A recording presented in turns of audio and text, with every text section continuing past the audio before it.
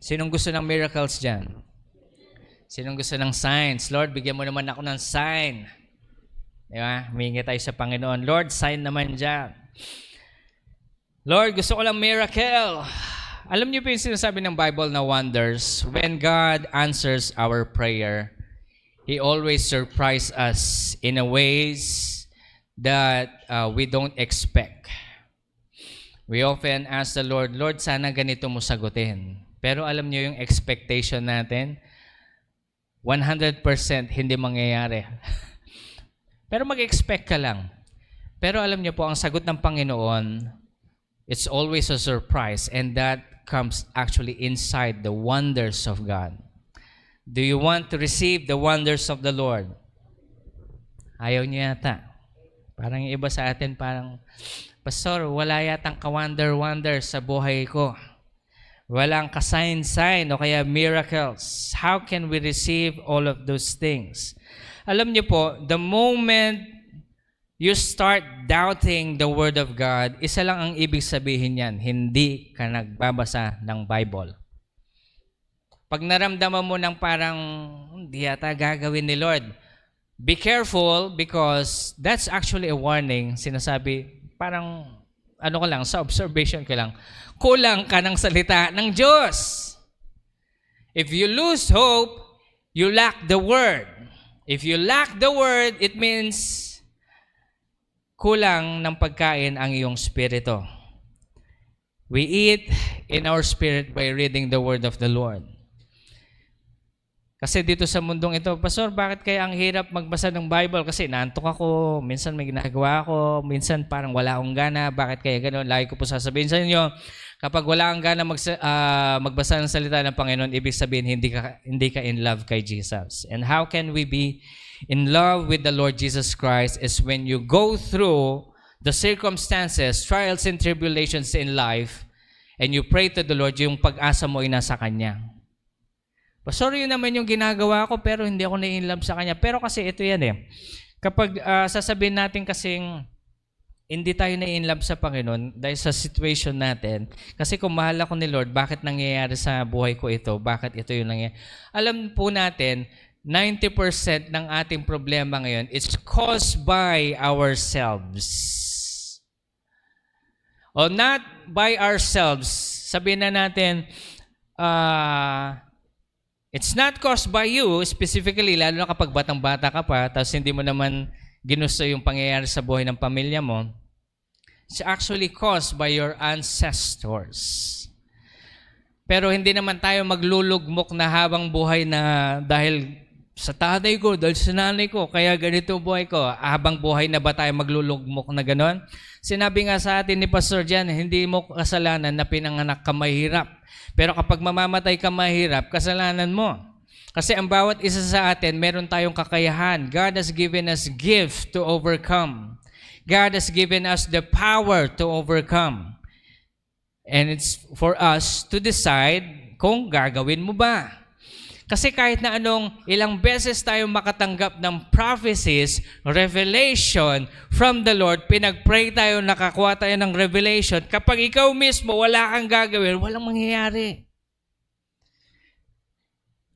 One time when I was prophesying and then a specific person, God has given him the spirit of blessing na sa kanya manggagaling ang biyaya ng Panginoon para mag-bless ng others.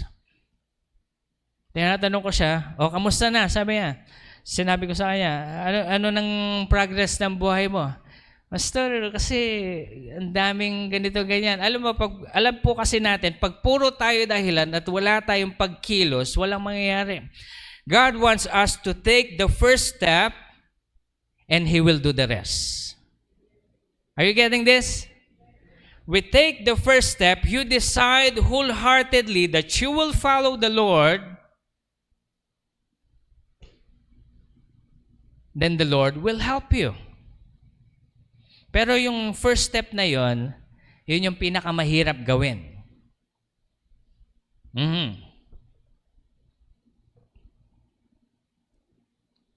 Alam nyo na yung background story ko.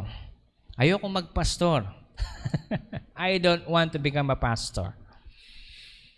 Pero, in fact, naririnig ko si Lord habang sinasabi niya sa akin, anak, magpapastor ka. Lord, ayoko. Bahala ka, Lord. Di ako magpapastor. Kasi I've seen our lives. It's all about sacrifice. All about giving to others. What about ourselves, Lord? Sabi ko kay Lord, Lord, magtatrabaho muna ako bago ako magpapastor. Mag-iipon muna ako ganyan. No. Sabi ni Lord sa akin, magpastor ka na. Now is the time. Hindi, Lord, pupunta ako Singapore. Alis ako dito. Alam niyo na yung nangyari. Nagkasakit ako to the point na God is actually capturing me that time. And when I decided wholeheartedly, Lord, I will follow you. I took the first step. And when I stand behind the pulpit, listen to me, all of the things that I need, sabihin mo, I need, God provided. Simula nang tinake ko yung step na ito, God provided. When we say God provided, ang iniisip nyo na Pastor, may nag-bless ba sa inyo na kaya mong tumayo sa pulpit ngayon na hindi mo inaalala yung mga gastusin sa bahay, gastusin sa pangsarili or whatever? Inaalala ko yon for the last couple of months. Pero alam niyo, yung provision ni Lord, hindi siya gumamit ng tao para i-bless ako. In fact, merong nagsasabi sa akin na, sige pastor, susuportahan kita, basta gawin mo lang yung calling mo. Pero sabi ko sa sarili ko, Lord, ayoko yun. I don't want that. It's not that I'm denying that kind of blessing.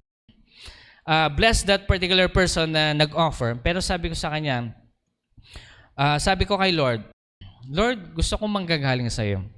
I don't want to owe anyone. And God provided in ways that I did not expect.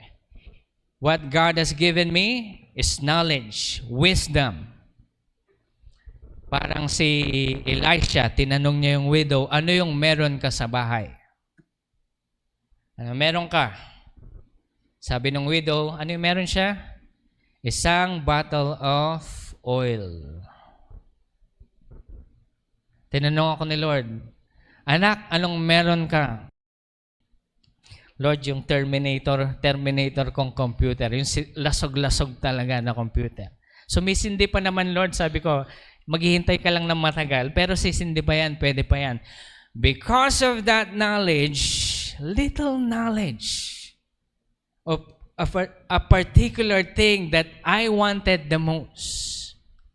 Bigay pa ng kuya ko yun na andito pa siya noon. Okay? Nakailang taon na siyang umalis. Yun pa rin yung computer ko. Pero alam niyo po, it's because of that thing God uses to bless me right now. Sabi ko, Lord, thank you that you have blessed me with something like this. All it took for me is to take the first step. Lord, I decided to follow you. Now, each one of us has a calling from God. Each one of us are called. Everyone is called. But not everyone knows their calling. But most of us knows your call. The question is, what are you doing with that call? Did you took the first step already? Or are you still waiting na, Lord, saka na lang. And then we have the audacity to ask the Lord, Lord, bigyan mo naman ako ng miracle. You see, signs, wonders, and miracles will only happen if you follow the Lord. The Lord said in His word, abide in me and let my words abide in you, that everything that you will ask in the name of Jesus will be given unto you. But first, let the word abide in you first, because everything that you will utter outside the word will not be answered. Because it's not in connection with God's word. Amen. Yan. We want the miracles. We often want the manifestation of the miracle signs and wonders, but we don't want the suffering that goes with it. Suffering, the process of receiving the miracle signs and wonders is we must go through suffering. Listen to me, not self-infliction suffering. Okay, halimbawa sinabi sa'yo ng nanay mo na, wag mong pakasalan yan. Wag mong pakasalan. Nay, in love ako. Hindi ka bubuhayin yan. Hindi, in love ka eh. Pinakasalan mo. Ano nangyari sa inyo ngayon? May mga situations as such na we didn't listen. Now you are suffering. Sasabihin mo, hindi ka mahal ni Lord. Kasalanan mo yan. Every sin has consequence. And that consequence doesn't come from God. Ang bawat kasalanan, merong kailangan na kailangang pagdusahan. Hindi dahil ikaw ay tumanggap na kay Jesucristo bilang Diyos at tagapagligtas, save ka na sa consequence? No. No. Yung professor ko nga sa drum, sabi niya, sana nung kabataan ko hindi ako nagbisyo para mas madami pa akong magawa para sa Panginoon. Tingnan niyo ako ngayon kasi chain smoker ako noon. Tumador pa kasi kada tugtugan namin palaging ganon, sabi niya. Pero tingnan mo yun, nagde-deteriorate na yung katawan ko ngayon. Hindi pa ako nagkaanak dahil, sabi niya, kasi may nangyari sa katawan ko. Consequence of sin, sabi niya. Pero hindi ko isisisi yung kay Lord. Ngayong pastor na ako, sabi niya, gagawin ko lang, I will make the most out of what God has given me. Yung time na ibinigay sa akin ng Panginoon, I'll make the most of it. Up to my very last breath, sabi niya sa amin. Sabi ko, wow. Pero tingnan nyo, hindi siya nakaligtas sa consequence. Keep that in mind.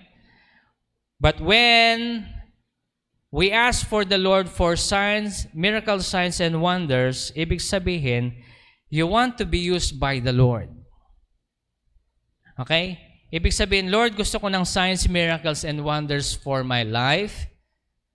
Ang ibig sabihin nito, if you're asking that, you're asking the Lord, Lord, use me. Kasi if the benefit of signs, miracles, and wonders is just for you, no. Question, why do you think God is blessing you? Is it for you alone? No. You live in this world so that you can be like the Lord Jesus Christ. God is giving you an opportunity to exercise the Christ-likeness opportunities such as what you are currently going through right now. Because when you lack a lot, you will pray to the Lord, Lord, provide mo naman ako. Maalala nyo yung example ko sa inyo last week? I was asking the Lord for provision, not for my personal need, but for the church, in the school. Kasi gusto ko po sanang ayusin natin itong building natin. Okay? Gusto ko rin sanang paayos yung magmukhang church talaga. Okay? Mga church yung inviting. Kasi kapag pumasok ka dito, parang, ay, church pala to. Surprise! Parang ganun di ba? Kasi hindi mo makita, kasi madami tayong kailangan. No? Isa yun sa mga bagay. And of course, presidente din ako ng school. Madami tayong kailangan paggastusan sa school. Maintenance, empleyado, madami pang iba, pagpapaganda, pambayad din ng utang. Okay, mga ganon. Kaya I'm asking the Lord, Lord, provide mo naman kami.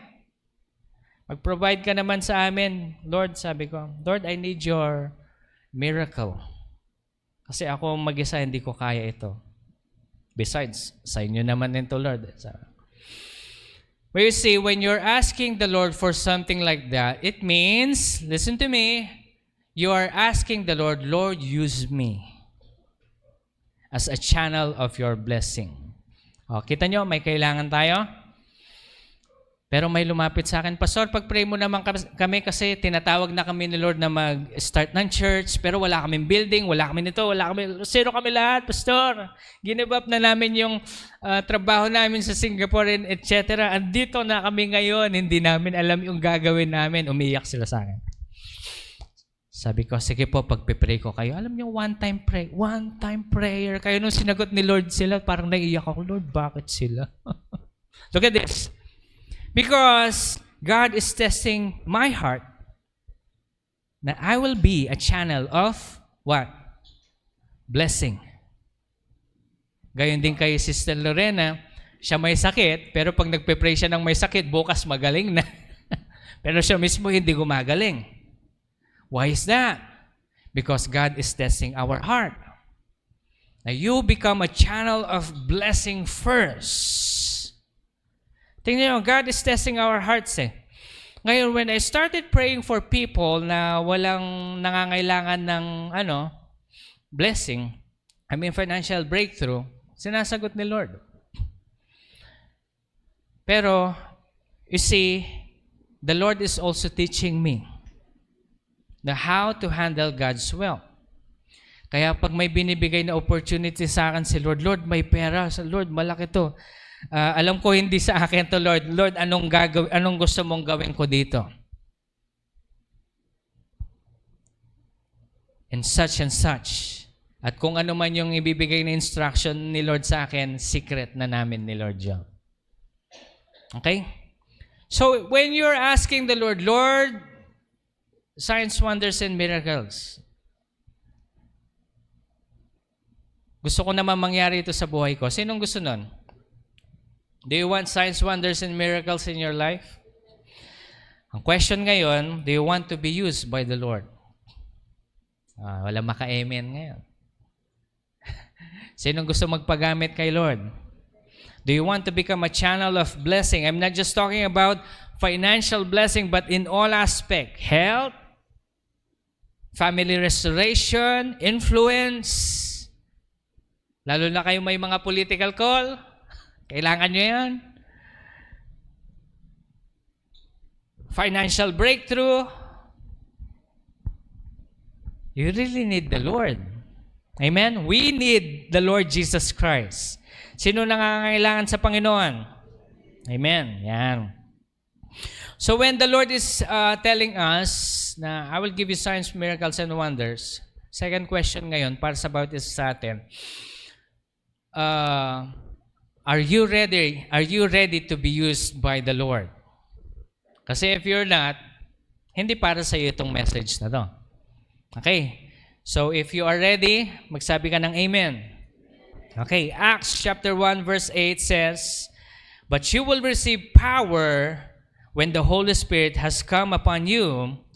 You shall be my witness, both in Jerusalem, in Judea, and Samaria," o sabihin na natin sa ating aspect, both in Amsik, in Angeles, and the whole Philippines. Okay? Dito muna tayo sa Pilipinas. Okay? Unless you are called into mission. Pero I believe dito muna tayo sa Pilipinas. It shall be you shall be my witness in both Jerusalem and Judea and Samaria, and even to the remotest part of the earth. The question is, do you want to be a witness for the Lord Jesus Christ? Do you want to spread the gospel through the God-given call that you receive? Gusto mo bang magpagamit sa Panginoon para ma-impluensyahan yung mga ibang tao? Alam niyo po, nung election, hindi ako sa nagbabanal-banalan, no? Pero habang nandoon ako, ang daming tao, di ba? Yung waiting pa lang, ang daming tao. Ang bango. Bango sa Amsik. No? Noong unang election, talagang may paligo-ligo pa kami tuwing umaga. Unang pangalawa, hindi, bis na, tara na. Ito na to. Wala nang toothbrush. Toothbrush ka ba? Yung katabi mo, hindi rin nag-toothbrush. Pare-parehas tayo dito. Taga-Amsik. Di ba? Tumatawa kayo, ibig sabihin, alam ninyo. Di ba? Hindi sa discrimination yun. Taga-Amsik tayo. That's normal here. Okay? Daming tao. And while I was seeing these people, ang sinasabi ko, Lord, ang daming tao sa Amsik. Nag-aalala ako for their soul. Lord, are they going to heaven, Lord? All of a sudden, deep inside my heart, nakaramdam ako ng parang passion to share the word. Share the word. Sabi ko, Lord, use me. Bigyan mo lang ako ng pagkakataon.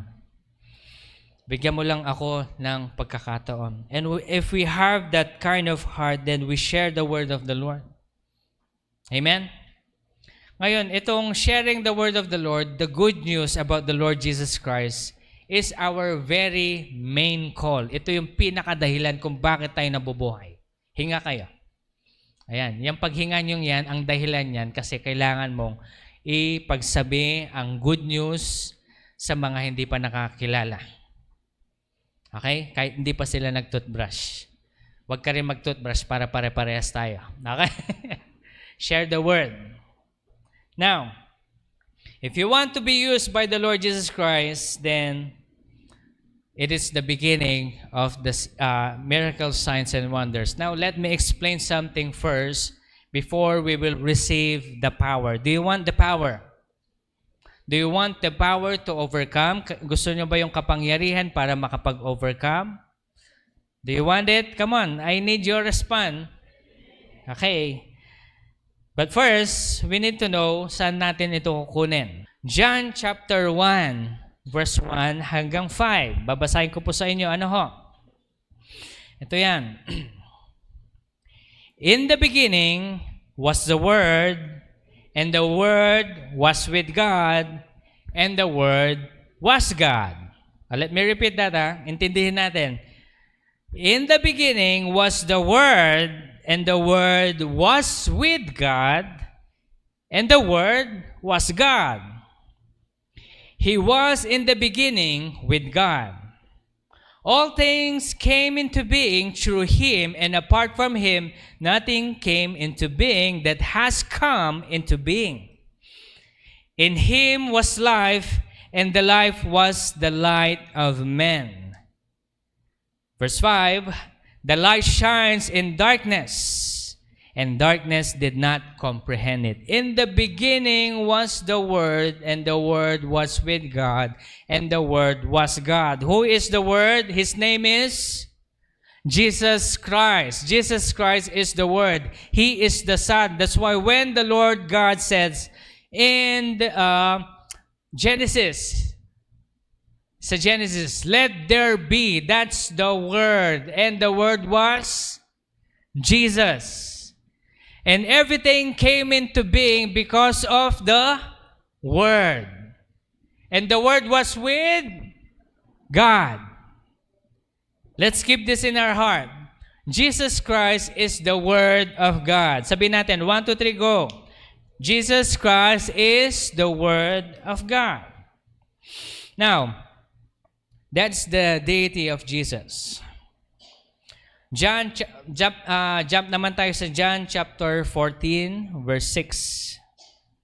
Jesus said to him, I am the way, the truth, and the life. No one comes to the Father but through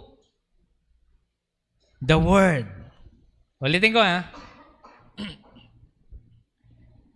Jesus said to him, I am the way, the truth, and the life. No one comes to the Father but through Jesus alone. Kaya pag sinabi nila na sa ibang religion, sasabihin niya, gumawa ka lang ng madaming good works, baka mapunta ka sa heaven. No! No good works is enough for us to go to heaven. Kasi pag sasabihin ng Buddhist, sasabihin ng Muslim, ng INC, anak kung ano pa mang relihiyon, nasasabihin nila na gumawa ka lang ng mabuti, pwede kang, may chance kang mapunta sa langit. No! Otherwise, Jesus dying at the cross will mean nothing. If there is another way. Pastor, ba't si Abraham, because of his righteousness, wala pang cross noon. Pero ngayon, may cross na. And it's because of what Jesus Christ has done, all we need to do is just to receive the grace. I receive Jesus Christ as my Lord and Savior, and every effort that He has done at the cross of Calvary is also for me. But we also need to carry our cross and follow the Word. Are you getting this? John chapter 1, verse 1, in the beginning was the Word was with God, and the Word was God. John chapter 14 verse 6, no one comes to the Father but through Jesus alone. And Jesus is the Word. But, look at this. We need a relationship with the Word. Who's the Word? 1, 2, 3, go. Jesus, yes. We already know the deity of Jesus Christ. He is God. He is one with the Father and the Holy Spirit. And no one comes to the Father but only through the Word, which is Jesus Christ. In John chapter 15, verse 4, sabi ni Jesus dito, abide in me and I abide in you. Abide in me, lumapit ka sa akin at ikaw ay manatili sa akin, sabi ng Panginoon. As the branch cannot bear fruit of itself unless it abides in the vine, so neither you can unless you abide in the Word. Balik natin, tingnan nyo. In the beginning was the Word was with God, and the Word was God. Amen? No one comes to the Father but through the Word, which is Jesus Christ. But we need to have a relationship with the Word, Jesus Christ. Because if we have a relationship with the Word, if we abide in the Word, then we have a chance to come to the Father. Now, ganito po yan, Dito mapupunta yung power ignition, kapangyarihan ng isang Kristiyano. Maalala nyo yung sabi ng mga disciples, kasi yung mga andami nagrereklamo, bakit si widow number 1, mas malaki yung ayuda niya kaysa si widow number 5? Kausapin namin yung mga apostles, please, magrereklamo lang kami, sabi ng mga apostles. Wala kaming oras para sa ganito, sabi niya. Yung away-away ninyo, wala kaming oras sa ganito. It's not that because they don't care. They said, ano yung sabi ng mga disciples? Dapat sa mga oras na ito, nananalangin kami para makalapit kami sa Word at yung Word magkaroon ay manatili sa amin at yung kapangyarihan ng Word ay mapasa amin. Alam niyo po yung nangyayari kay Peter? Because the Word in him is so much so that even the very shadow of him heals the sick. Na maglalatag sila ng mga may sakit dyan sa dadaanan ni Peter.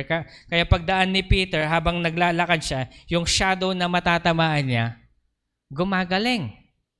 Because the Word resides in him. Kaya sabi niya sa mga widow, wala kaming oras sa ganito. Kaya magbobotohan tayo, sabi niya, mag-a-assign tayo ng mag-settle sa mga disputes ng mga widows. Sino yung na-assign? Sino yung unang martyr na pinapatay ni Pablo, ni Paul? Bible trivia, nakalimutan na natin.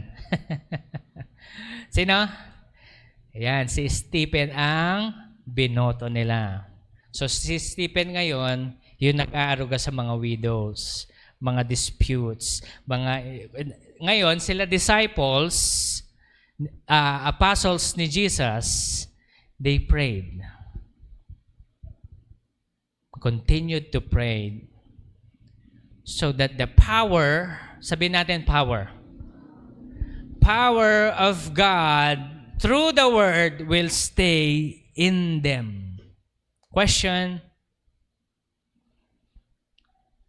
do you want the power?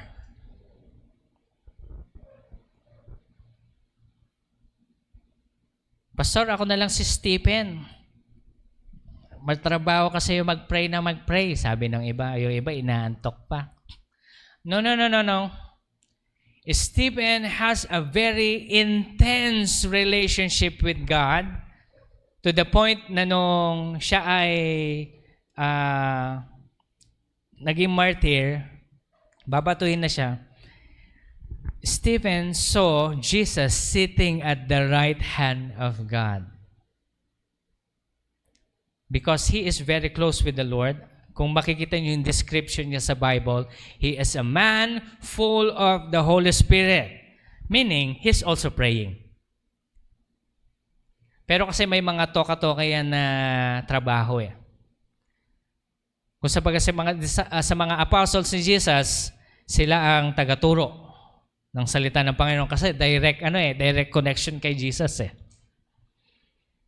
Sila Stephen, mga disciples na lang ito ng mga apostles, mga under sila ng apostles. Now, if you want that power, kung gusto niyo yung kapangyarihan na yon, kasi ito tingnan niyo mabuti. Sinong gusto ng milagro sa buhay? Sige, magtaas ng kamay. Gusto ko ng milagro, Pastor. Gusto ko ng power, Pastor. Gusto ko ng signs, miracles, and wonders, Pastor. Surprise ako ni Jesus. Gusto niyo yun? Pero, pag sinabi niyong gusto niyo yun, ibig sabihin, gusto niyo rin mag-serve kay Lord. Tama? Ba't parang humina yung amen? Ayaw niyo mag-serve? Wala kayong signs and wonders, I'm telling you. Ganun ba yun, Pastor? Kapag wala kang nais na maglingkod sa Panginoon, hindi ka makakatanggap. Kasi ganito yan, people of the Lord. Look at this. Ganito yan. When we are, hindi naman tayo binabribe ni Jesus na sasabihin, pag nag-serve kayo, meron kayong bahay at lupa. Hindi ganun yon. No. Hindi ganun yon. But when we truly want to serve the Lord, kasi kailangan nating makapture yung pinakadahilan kung bakit tayo nabubuhay. Nabubuhay ka lang ba para sa sarili mo? Para itaguyod ang sarili mo? If that is your thinking, you are thinking less. You are thinking about worldly needs than forever needs. Ano yung forever needs natin? Sabi ng Panginoon, do not build your treasure here on earth kung saan ito ay nananakaw, kinakalawang, nawawala, inaanay at kung ano paman. Kundi magtaguyod kayo ng treasure sa langit sa pamamagitan ng pagbabago sa sarili na maging halintulad mo si Kristo. Na kapag mamamatay ka dito sa earth, sasabihin mo, pwede na ako umuwi kasi nagawa ko na yung pinagagawa sa akin ng Diyos. Alam niyo po habang pinapanood ko yung video nung nurse ni Catherine Kuhlman, si Catherine Kuhlman during the 19 kopong-kopong ba, okay, babae siya na pinagpe-pray niya yung may mga sakit at gumagaling sila. Okay? Siya yung mentor ni Benny Hinn, kung kilala niyo si Benny Hinn, okay? Nung mamamatay na siya, sabi nung nurse, nung pauwi na siya, kasi ayaw niya na magpa-pray. Ayaw niya na magpa-pray sa mga pastor. Kasi baka sagutin kayo ni Lord, gusto ko nang umuwi. Oras ko na, sabi niya. Kasi alam niya nang pauwi na siya. Alam niyo, sabi nung nurse, hindi niya ma-explain yung bango ng kwarto ni Catherine Kuhlman. It's like when you enter her room, sabi niya, para ka nasa langit and you will just cry and kneel down and praise God. Alam niyo, habang tinitingnan ko yun, pinapanood ko yun, sabi ko, Lord, naiinggit naman ako. Buti si Catherine Kuhlman, nakauwi na. Pero sabi ni Lord sa akin, bakit gusto mo lang umuwi? Ayoko pa, Lord. Ayoko pang umuwi. It's not because I don't want to be with you. Lord, I want to be with you, sabi ko kay Lord. But it's because I haven't done what you've asked me to do here on earth. Gusto ko munang matapos yung pinagagawa mo sa akin dito sa lupa, Panginoon. And so far, tinatanong ko si Lord, Lord, kamusta naman? Sabi ko, nagawa ko ba yung mga gusto mo? Anak, wala ka pa sa kalahati. O, dito muna ako, Lord. Mukhang hindi pa ako mamamatay anytime soon, sabi ko. So, if you haven't done what God has done, asking you to do, wala kang karapatan mamatay. Now, I want you to think about this. All you need to do is just to obey the Lord. If you want to follow Him, then you will receive this power. Okay, ulit summarize natin. Pinaka-purpose mo is to serve the Lord. Fulfill your calling. Amen? Build your treasure in by doing your work or doing the ministry that God has called you here on earth. Yun yung main purpose natin. So wala kang karapatang mamatay hanggat di mo nagagawa yon. Amen? Kaya kapag piling mo mamamatay ka dahil may sakit ka, ang kailangan mo lang gawin, sundan si Lord. Lord, I will follow you. Amen? Kaya sabihin mo kay Lord, Lord, I will follow you. Come on, you close your eyes, wholeheartedly say, Lord, I will follow you. Now, the Lord heard you. Look at me. The Lord heard you, and just do it. Take the first step. Pastor, hindi ko alam yung ministry na gagawin ko. Simulan mo sa prayer meeting. Makipag-prayer meeting kayo sa amin. Kahapon wala, kasi pinalinis natin yung lahat ng aircon. Okay? Yeah. Medyo magastos, pero kailangan para hindi tayo lumalanghap ng alikabok. Okay? Kasi yearly yan. Yearly kailangan palitan. Pero next Saturday, meron tayo ulit. Alas 5 ng hapon. Tayo ay mananalangin ulit. You start from there. Pag hindi mo alam kung saan ka tinawag. Okay? And then, ito yan. Now that we already know our calling, we already know the very purpose of our lives, the very reason we are living. Now we take the first step. Andun na tayo sa first step ngayon. Ibig sabihin nito, you are required to receive power from the Lord. Kapangyarihan na nanggagaling sa Diyos. Kasi kung tayo lang hindi natin magagawa. Bigyan ko pa kayo isang example ng kapangyarihan ng Diyos. Ako po, mahihain ako. I hate speaking in public. This, what you're seeing right here, is the power of God. You ask my very close friends, nung high school, talagang hindi nila ako mapapatayo. Kahit na umiyak sila ng bato. Sabi ko, bahala kayo dyan. Babagsak tayo lahat. Ikaw na lang yung walang gagawin. Bibigyan ko kayo ng pera, kayong tumayo dyan. Hindi nila ako mapatayo. But you see, this is the power of God. When the Lord asked me to speak my word, preach my word, Lord, sabi ko kay Lord, sige Lord. Nung unang tayo ko dito, bigla na lang nag-manifest. The power of the Lord. Okay, sabihin na natin, baka nagsisiyong lang pastor. Pag wala kayong tiwala sa akin, not my loss. Okay? I don't really care. Kapag wala kayong tiwala sa akin, okay mga nanonood sa atin. But ito yan. When we receive the power of the Lord, we will receive an extraordinary power na magmamanifest sa atin. Sa fivefold ministry, meron din akong panawagan na prophetic call. At yung iba sa atin na nabigyan ko ng prophecies, sabihin na natin galing lahat yun kay Lord. God revealed your life to me. At nagtataka sila, bakit alam to ni pastor? Walang nakakaalam nito. But I know it's because God knows you and God just told me. Amen? Kaya ganun po yan. Kapangyarihan yun. That comes from the Lord. Now, these are the power that comes from the Lord. Alam nyo ba, ang pagpapanalangin sa may mga sakit at gumagaling ay kapangyarihan din na nanggagaling sa Diyos? Amen? Lahat ng may mga sakit, may pag-asa kayo. Okay? Lahat ng akala nyo mamamatay na kayo, may pag-asa kayo. Kailangan nyo lang sabihin sa Panginoon, Lord, gamitin mo ko. Pero yung pagkasabi mo noon, seryoso ka.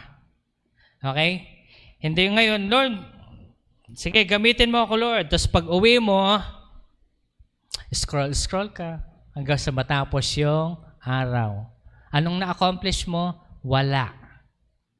Read the Word of God. Look at this. In order for us to receive the power that comes from the Lord, kasi ito yan mag-i-ignite yan. Alam niyo yung ignition? Halimbawa, sinong nakasubok na magsindi ng paputok? Okay. Di ba pag sinindihan mo yung parang mitya niya, parang yan. Una, sindi. Pagkasindi mo doon sa mag-i-ignite yun. Saka, sasabog. At kapag yung sumabog na yon, malapit doon sa mitya na naman ng bagong paputok, sisindihan niya na naman. Tapos it's going to be ripple effect. Parang yan nagpo-flow. Ngayon, itong mangyayari ngayon, when we receive the power of the Lord, this will ignite another one and ignite another one. Parang ganito yan. If you want the power of the Lord Jesus Christ to be ignited in you, you need to first is to read the Word daily. Read the Word daily. Be with the Word daily. Have a relationship with the Word daily, because when you have the Word in your heart, ito yung tinatawag nating relationship with the Lord Jesus Christ. Abiding in the Word. Keeping the Word in your heart. Meditating upon the Word day and night. Okay? Sino sa inyo yung kapag halimbawa, meron kayong idle moments, yung wala kayong masyadong ginagawa, bigla kayong mapapaisip ng kung ano-ano? Minsan yung kung ano-ano, mga walang kwentang kung ano-ano yon. Okay, halimbawa yung recently lang kasi, di ba, butuhan, sino kayo nanalo? Itong kapitan na to, walang ginagawa. Itong congressman na to, wala lang nangyari. Siya pa nanalo. May mga, hindi ko sinasabi yung nanalo ngayon. Example lang yan. Kasi andoon yung pag-iisip natin at the moment. But you see, when you meditate upon the word of the Lord, day and night, ibig sabihin, kapag nakaramdam kayo ng pangangailangan, bigla niyong naalala yung Psalms 23, "The Lord is my shepherd, I shall not want." Nakita niyo yun? Are you getting my, yun yung meditation. Yun yung relationship with the Lord Jesus Christ. When you remember a problem, you remember the Word. And you say the Word inside your head. And when you say the Word inside your head, it ignites your fellowship with Jesus. Amen? And when your fellowship with Jesus is ignite, it will just cause you to worship. Lord, thank you. Alam niyo po, when the Lord answered my prayer, yung prayer ko, halimbawa, ito, hindi ko pwedeng sabihin sa inyo kasi secret namin ni Lord.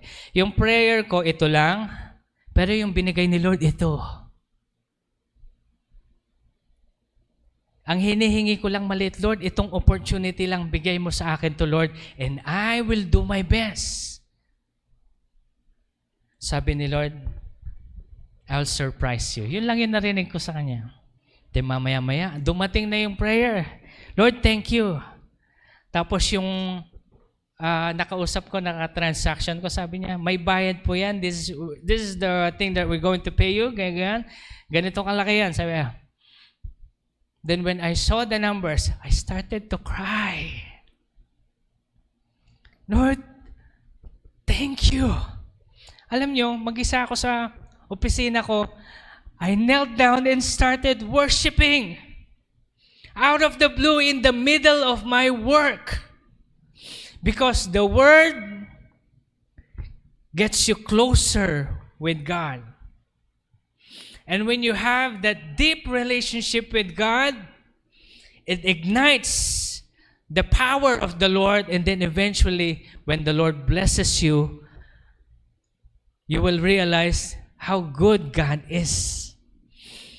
I just knelt down and started worshiping. After ko mag-worship, I started to read the Word. After kong mag-read ng Word, may fellowship na naman ako kay Lord. After ko ng fellowship kay Lord, ito na naman, mag-worship na naman ako.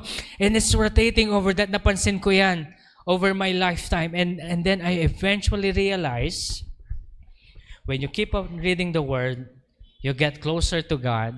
When you get closer to God, you started worshiping. And when you are in this kind of cycle, the power of the Lord manifests inside you. Pag nag-manifest yun, hindi na mapipigilan. Tuloy-tuloy. Kaya nga sabi ko kay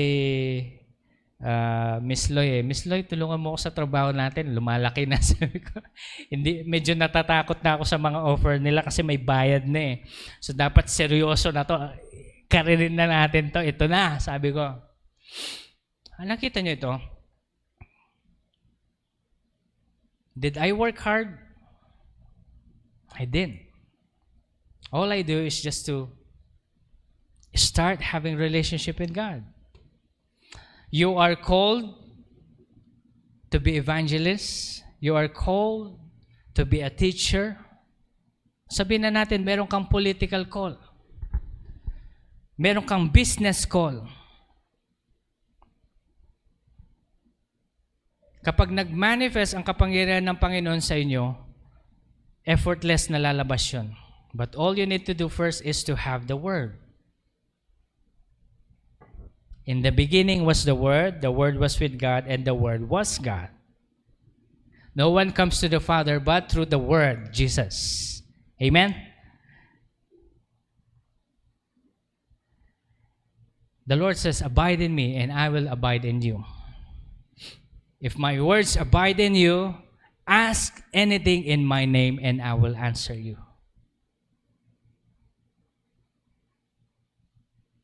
Now, kapag meron kang panawagan para magpagaling ng may sakit, ipanalangin sila at sila igagaling, abide in the Word.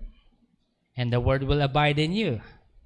And anything that you will ask, in Jesus' name, it will be done for you. Amen.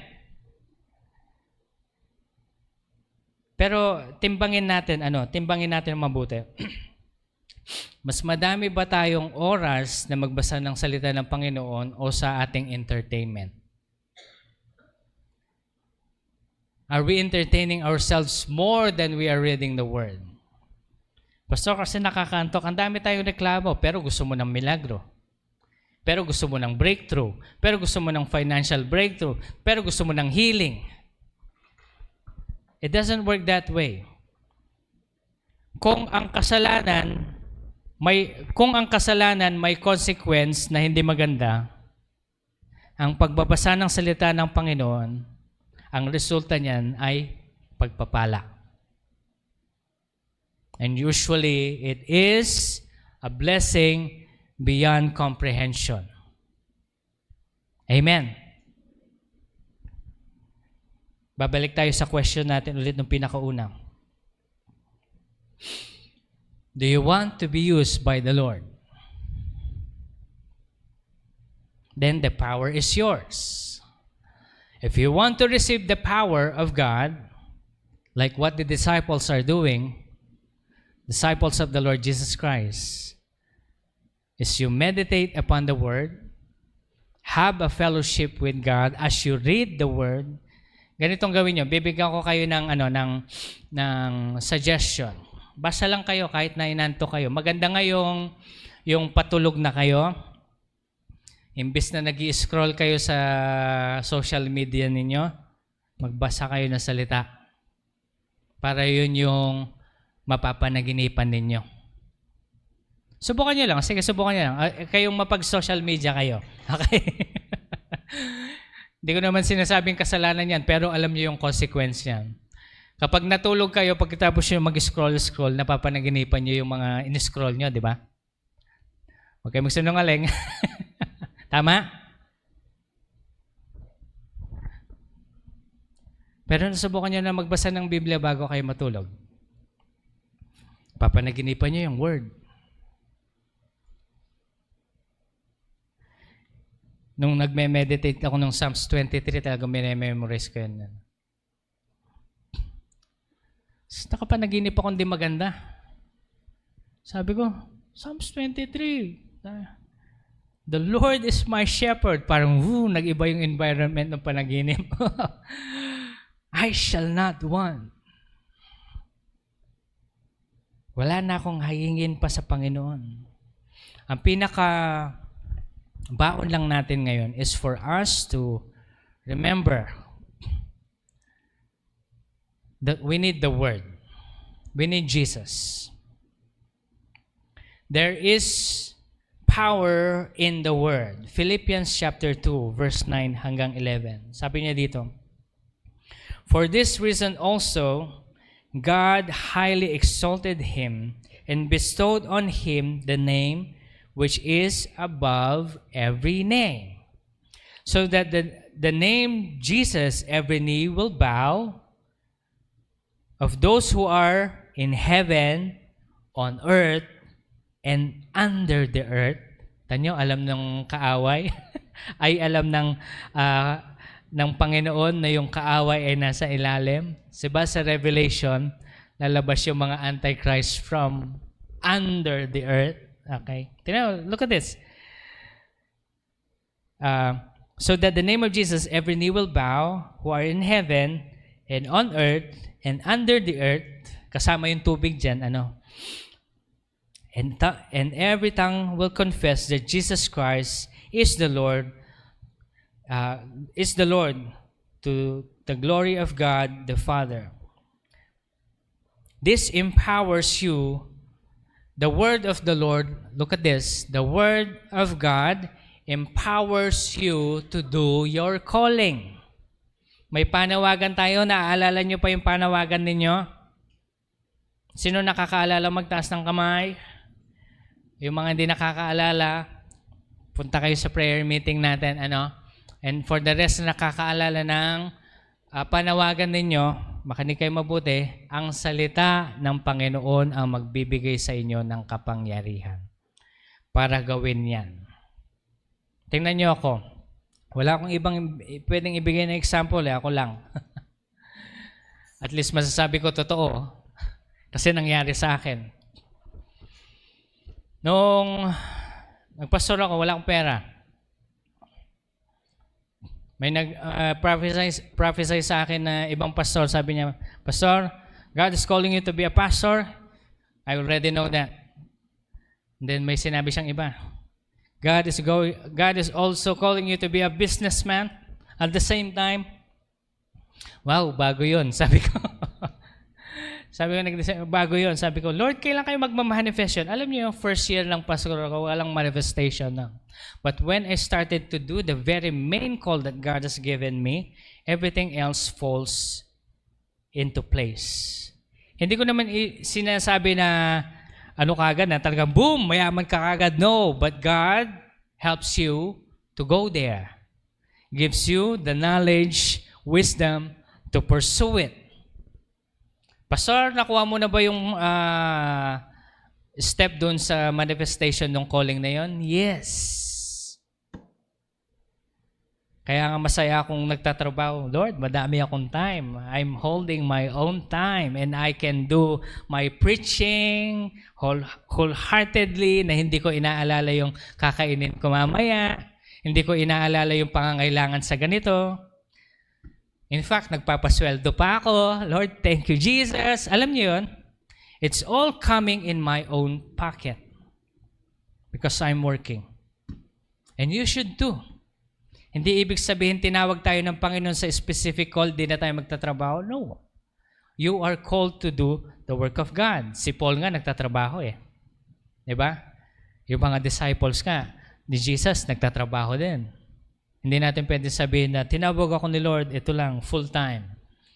May mga ganun din, pero hindi ibig sabihin mag-chill lang tayo. Amen? So if God calls you, look at this, if God calls you, do the calling. Obey the Lord. And if you want power, abide in the Word. And let the Word abide in your heart, and you will be able to receive the manifestation of power. Now, ano yung promise sa atin ni Lord next month? We will receive the signs, wonders, and miracles that people will even ask you, kung taga-Humphrey ka ba, pwede mo ba akong pag-pray? Kapag nangyari sa inyo yon, magtaas kayo ng kamay bago ako mag-preach. Pastor, gusto ko muna mag-testimony. Sige, ibibigay ko po sa inyo yung mic. Pero, totoong testimony ayoko yung testimony napilitan lang. Nahiya ako, wala akong ayoko yung ganon. Kaya nga hindi ako nagpapatawag ng testimony na ganon. Sino gusto mag-testimony? Ayoko yung ganon.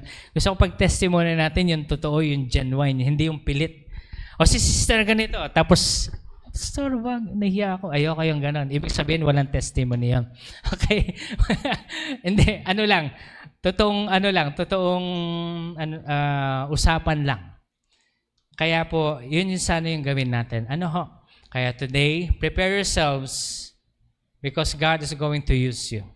If you want to be used by the Lord. And if the Lord uses you, of course, yung manifestation magsisimula sa inyo. At makikita nyo na lamang na yung panawagan nyo, umapak na kayo sa panawagan nyo, makikita nyo na ito pala yung gusto ng Panginoon na gawin ko. Okay? So let's all stand and let's dedicate our hearts to the Lord. Sasabihin natin sa Panginoon, Lord, I'm ready. Come on. You tell the Lord, Lord, handa na po ako. Kapag handa ka talaga, huwag mo sasabihin na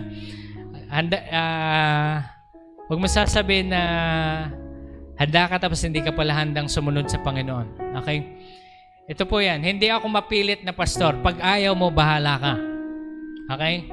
Pero suggestion lang. If you want the manifestation of God's power in you, you obey the Lord. Ako po kasi ganito eh. Bilang pastor, ayaw ko yung mapilit. Kasi kapag nasabi ko na yung words sa inyo, it's up to you if you will follow or not. Pero wag nyo akong sisisihin, Pastor, bakit di ako binibless ni Lord? Kasi yung blessing na hinihinging natin, nakadikit yan sa panawagan natin. Kapag hindi mo ginawa yung panawagan mo, walang mangyayari. Amen? So ngayon sabihin natin sa Panginoon, close your eyes. Let's close our eyes. Lord Jesus, I am ready. I will follow you with all my heart. I will carry my cross. Carry this burden, Lord, for you to reach for the lost. I am here, Lord, seeking your heart. And if there's any wicked way, Lord, upon me, Lord, I pray, cleanse me, Lord. Create in me a clean heart. Renew a right spirit within me. Cast me not away, O Lord, from your presence. Take not your Holy Spirit away from me. But I pray, O Lord God, give me a free spirit that trusts in the Lord wholeheartedly. Kaya ito po ako ngayon, Panginoon, I'm giving up myself to you. And Lord, lead me into the path of righteousness, I pray. Today, O Lord God, wala kaming ibang gustong hingiin, Panginoon, kundi Lord, ang iyong biyaya, Panginoon, sa panawagan na ito. Yes, O God. Yes, Jesus. The Lord is saying, wait and see. Expect from me. Learn in the progress. And over the matters of your life, the Lord is saying, you trust me. Do not lean on your own understanding of what other people say that you should do, but rely on my word. Trust in me. The Lord says in His word, Psalms 91, the Lord says, I will honor him who trusts me, who puts his trust upon me. I will honor him and save him from his trouble. And today, O God, we take this word upon our hearts. Marami pong salamat sa iyong biyaya at naway, Panginoon, ito ay manatili sa aming puso't isipan. Ngayong umaga, we just want to thank you, Lord, for your word and blessing us. In Jesus' name we pray. Amen and amen. God bless us all. We may now go back to our seat.